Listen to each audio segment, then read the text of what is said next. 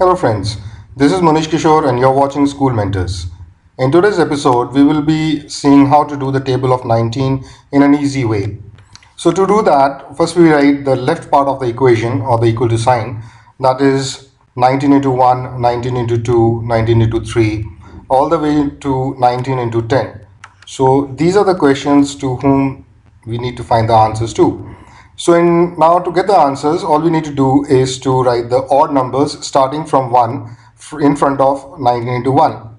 So like 19 into 1 will be 1, 19 into 2 you write 3, then the next one is 5, 7, 9, continuing with the odd numbers 11, 13, then 15, then 17, and lastly 19. And to get the second part of the answer, you just take the counting backwards from 9.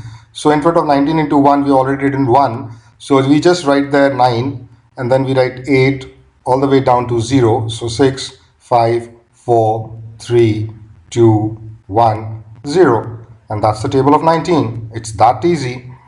Thank you for watching this episode, and I hope that you have learned something new today. Do subscribe to our channel and share the video with among your friends and family, and see you next time. Jai Hind.